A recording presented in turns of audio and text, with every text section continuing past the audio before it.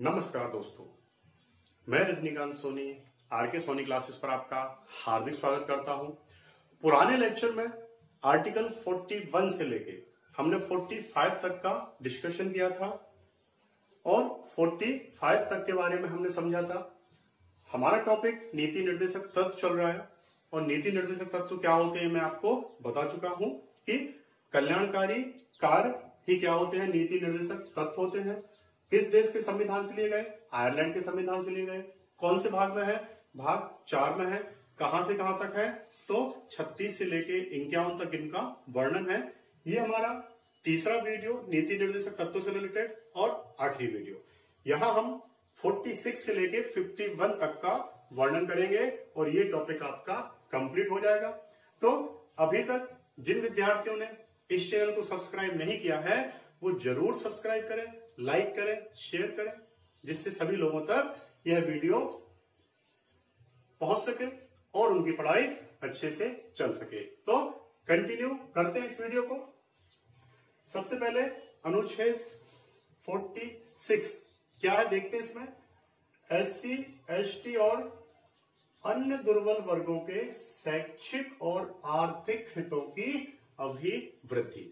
अब यहां पर SC, ST मतलब अनुसूचित जाति और अनुसूचित जनजाति, या फिर मैं कहूं इसके अलावा भी अन्य जो कौन से वर्ग हैं, दुर्बल वर्ग हैं, तो उनके शैक्षिक और आर्थिक हितों का संरक्षण या अभिवृद्धि की बात करता है। कौन? राज्य। कौन से अनुच्छेद में?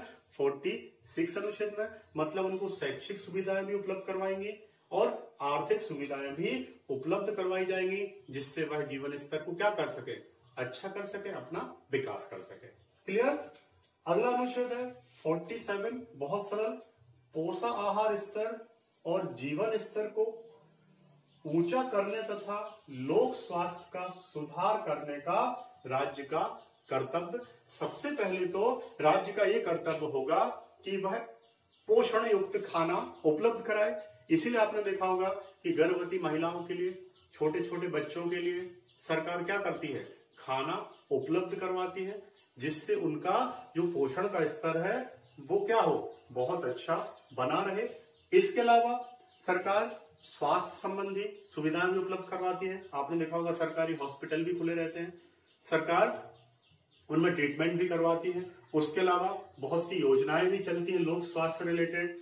तो उससे क्या होता है, इनका विकास होता है और इनका सुधार होता है। तो यहां पर आपको 2 पॉइंट याद रखना है, एक पोषाहार स्तर और दूसरा लोक स्वास्थ्य, मतलब लोगों का स्वास्थ्य। अब पोषण कैसे मिलेगा? सरकार के द्वारा, सरकार उपलब्ध करवाएगी तो बच्चे क्या रहेंगे, पोषण युक्त खाना खाएंगे, गर्भवती महिलाएं खाएंगी। तो यहां पर अनुच्छेद 47। अब यहां पर एक बात और याद रखना है कि जितनी भी नशीली दवाइयां हैं या ड्रग्स हैं, है ना, वो सरकार कोशिश करेगी कि वो क्या हो, निषेध हो, है ना, पूरी तरीके से निषेध हो, वो किसी प्रकार से उपलब्ध ना हो पाए। क्योंकि यहां पर हम बात कौन सी कर रहे हैं, पोषण आहार स्तर, मतलब ऐसा खाना पीना जो अच्छा हो। तो जितनी भी नशीली दवाइयां हैं, ड्रग्स हैं, उन पर क्या है, प्रतिबंध है और वह उपयोग आप नहीं कर सकते। ये भी इसी आर्टिकल में है। आगे अनुच्छेद 48 कृषि एवं पशुपालन का संगठन। अब देखिए यहां पर 2 बात की गई है, कृषि एवं पशुपालन।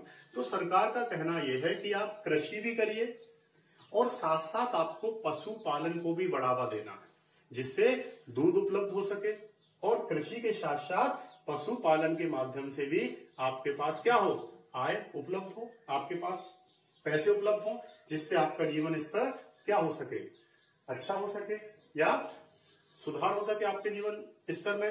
तो यहां पर कृषि और पशुपालन का संगठन, मतलब कृषि के साथ आपको क्या करना है, पशुपालन भी करना है। इसीलिए सरकार बहुत सी योजनाओं के माध्यम से ये करवाती है। आगे बढ़ते हैं, अनुच्छेद 48A इसी का है, पर्यावरण का संरक्षण, संवर्धन, वन तथा वन्य जीवों की रक्षा। बहुत सरल है, आपको क्या करना है, पर्यावरण की रक्षा करना है, पर्यावरण को हानि नहीं पहुंचाना। जैसा कि आपको पता ही होगा कि पर्यावरण आपके लिए बहुत जरूरी है। अच्छा पर्यावरण बहुत जरूरी है। अगर पर्यावरण प्रदूषित होगा तो क्या होगा, आपका जीवन यापन मुश्किल हो जाएगा। तो पर्यावरण को संरक्षण भी करना है, संवर्धन भी करना है, मतलब आपको और उसमें सुधार लाना है।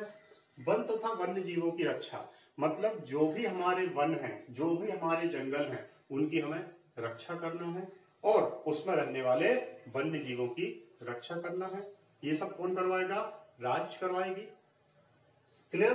तो 48 पे आगे अनुच्छेद 49 बहुत सरल है। राष्ट्रीय महत्व के सभी स्मारकों, स्थानों और वस्तुओं का संरक्षण। अब एक नीति निर्देशक तत्व और है कि जितने भी राष्ट्रीय स्मारक हैं, जो भी हमारी धरोहर हैं, उनका हमें क्या करना है, संरक्षण करना है।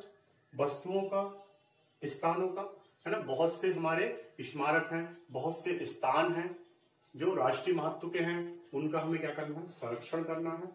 उनको हमें हानि नहीं पहुंचाना। जैसा कि कहा भी जाता है कि जो भी हमारी संस्कृति है, हमें क्या करना है, उसको बचा के रखना है, जिससे आने वाली पीढ़ी को वह उपलब्ध हो सके। क्लियर, बहुत सरल है। अगला मोस्ट आईएमपी, ये पूछा जाता है एग्जाम में।